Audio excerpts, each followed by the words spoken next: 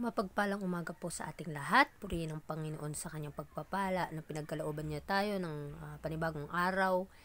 At tayo po ulit ay magtatalakay ng mga salita ng Panginoon na makikita sa In Heavenly Places, the book entitled The Happiest People. So malalaman natin dito yung pinakamasayang tao, kung sino ang masaya o ano bang gagawin natin para maging masaya. O makikilala natin dito yung mga masasayang tao. February 25, Thou wilt show me the path of life. In thy presence is fullness of joy, and thy right hand there are pleasures for evermore. So sa Psalm 16 verse 11, nagpapatunay dito na pinapakita sa atin ang Panginoon ang landas ng buhay, na kung saan kapag tayo tatahak doon na kahit maraming mga pagsubok, ay pupunuin niya tayo ng kagalakan. At ito yung sinasabi na lahat ng ating gagawin ay katanggap-tanggap sa kanyang paanan. Do not think that when you walk with Jesus, you must walk in the shadow. The happiest people in the world are those who trust in Jesus and gladly do His bidding. From the lives of those who follow Him, unrest and discontent are banished. So mapapansin din natin na kapag tayo ay lumalakad kay Kristo, ang lahat ng mga bagay na mga negatibo at mga diskontento sa buhay mo ay mawawala.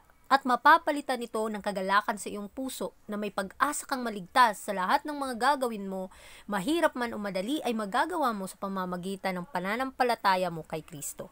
Kaya mapapatunayan natin dito, marami kasing mga taong nag-iisip na kapag sila lalakad kay Kristo ay punong-puno ng mga kalungkutan at kasawian. Ngunit ang tunay na tao na masaya ay lumalakad kay Kristo. At doon mo mapapatunayan ang tunay na kagalakan kung tayo ay konektado sa Kanya.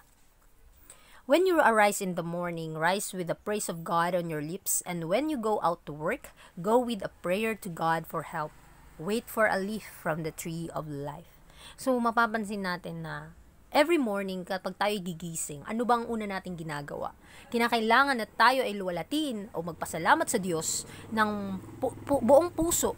Kahit saan man tayo magpunta, pupunta tayo sa ating mga trabaho, tayo ay lumuhod sa Panginoon at tulungan tayo na mapanagumpayan ang bawat pagsubok.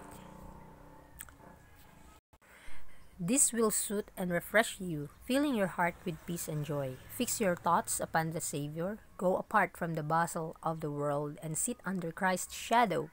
Then, amid the din of daily toil and conflict, your strength will be renewed. So, kapag tayo ay nabago, at napuno ang ating mga pag-iisip sa mga makalangit na bagay, pupunuin din ng Panginoon ang ating mga puso ng katahimikan at kagalakan, at ang ating pag-iisip ay nakapoint lamang sa ating tagapagligtas.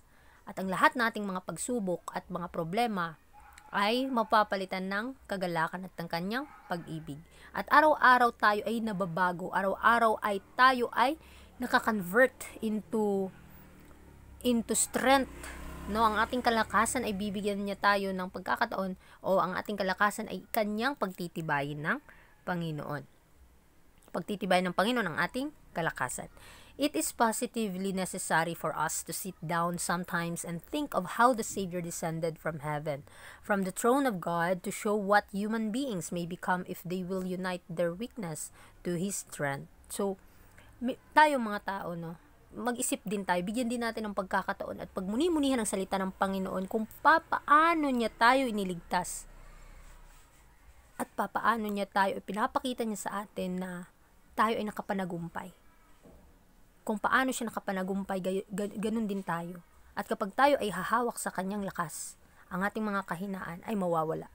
Dahil ang ating kahinaan, kapag nakiisa sa kalakasan ni Kristo, tayo po ay makakapanagumpay.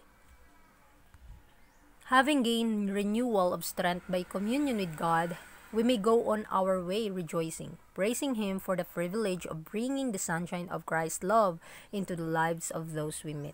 So kapag meron na ngang pagbabago o nabago na ang ating lakas sa pagkikipag-usap sa Diyos, ang ating pag-ibig sa Panginoon ay mas lumaganap at lumago, tayo ay lumalakad na may kagalakan at may pagpupuri sa Panginoon sa bawat rebelhiyon ng liwanag na tumatanim sa ating mga isip. Ang pag-ibig ng Diyos ay magniningning sa ating buhay at maibabahagi natin sa mga taong ating nasasalamuha.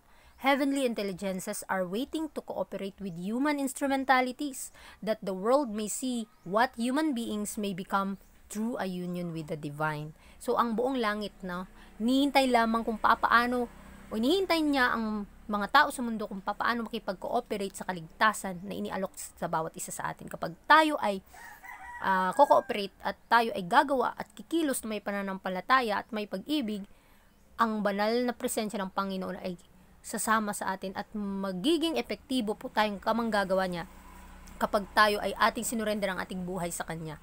At bibigyan niya tayo ng katalinuhan sa mga makalangit na bagay at ito'y magpapabanal sa ating buhay. Those who consecrate body, soul, and spirit to God's service will constantly receive a new endowment of physical, mental, and spiritual power. The inexhaustible supplies of heaven are at their command. Christ gives them the life of His life. So, nalalaman natin yung sakripisyo ni Kristo na binigay niya ang kanyang buhay para sa atin, na ang lahat ng kapag itinalaga na natin sa Panginoon ang lahat ng bagay at nanampalataya na tayo ay tatanggapin, ang ating katawan, kaluluwa at espiritu ay mababago.